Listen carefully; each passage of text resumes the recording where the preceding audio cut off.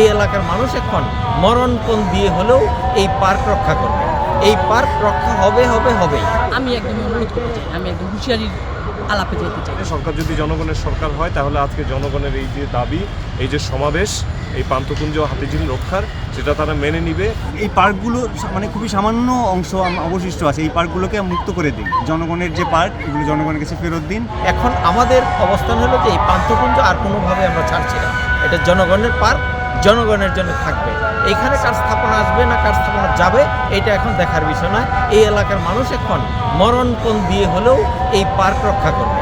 এই পার্ক রক্ষা হবেই। এই পান্থকুঞ্জ যেহেতু এই অত্র এলাকার মধ্যে একমাত্র সবুজ, তো আমরা চেয়েছি যে এইটা আসলে জনস্বার্থে আসতে হবে। এটা এলাকাবাসীর দাবি, পরিবেশ কর্মীদের দাবি। আমরা বলেছিলাম যে নকশা প্রণয়ন এবং এক্সপ্রেসওয়েটা আসলে শহরের বাইরে দিয়ে যাওয়ার কথা। আপনারা জানেন যে সারা পৃথিবীতে এখন বিভিন্ন জায়গায় কংক্রিট আচ্ছাদন ভেঙে ফেলা হচ্ছে, এক্সপ্রেসওয়ে ভাঙা হচ্ছে এবং সবুজায়ন করা হচ্ছে, সিটি সেন্টার থেকে প্রাইভেট কার সরিয়ে ফেলা হচ্ছে। সেইখানে বাংলাদেশ কেন উল্টো পথে হাঁটছে, এটা একটা আসলে খুবই আজব ব্যাপার। এবং এইটার পেছনে আসলে যে কিছু মুনাফাখোর সুবিধাভোগী নকশাকার, স্থপতি এবং সরকারি আমলারা জড়িত, এটা তো বাংলাদেশের সবাই জানে।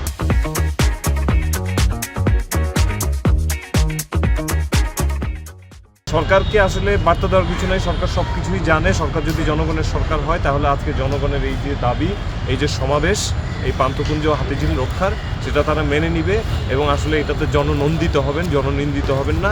তারা অত্যন্ত বাহবা পাবেন এবং এখানে মানুষের জনমনে শান্তি ফিরে আসবে। ওনারা বলেছেন যে 4-5 তারিখ নাগাদ একটা মিটিং করবেন। তো বিষয়টা হচ্ছে যে এই যে মিটিং করা, তারিখ ফেলা, এই জিনিসগুলো তো আমরা আসলে দেখছি আদালতে যেরকম তারিখের পরে তারিখ, ডেট পরে।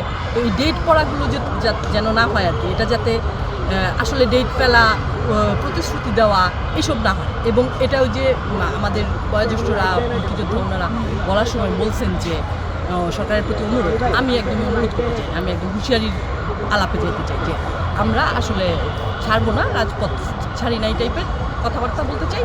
যে বাচ্চা ছেলে পেলে গিয়ে ফ্যাসিস্ট সরকার খেদায় দিল, আর আমরা যদি এখনও গিয়ে চুল পেকে গেছে আমাদের, আমরা যদি এখনও গিয়ে যে এইটুকু করতে না পারি, তাহলে আসলে আমরা কী শিখলাম?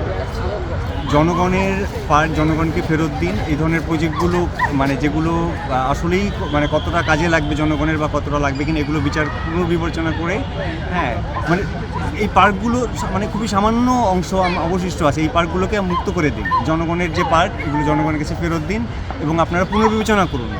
দীর্ঘদিন ধরে যে প্রজেক্টগুলো চলছে, এগুলো পুনর্বিবেচনা করুন এবং যেটা জনগণের কতটুকু লাভ হবে, কতটুকু ক্ষতি হবে, সেটাও বিবেচনা করে আপনারা একটা উদ্যোগ নিন আর কি।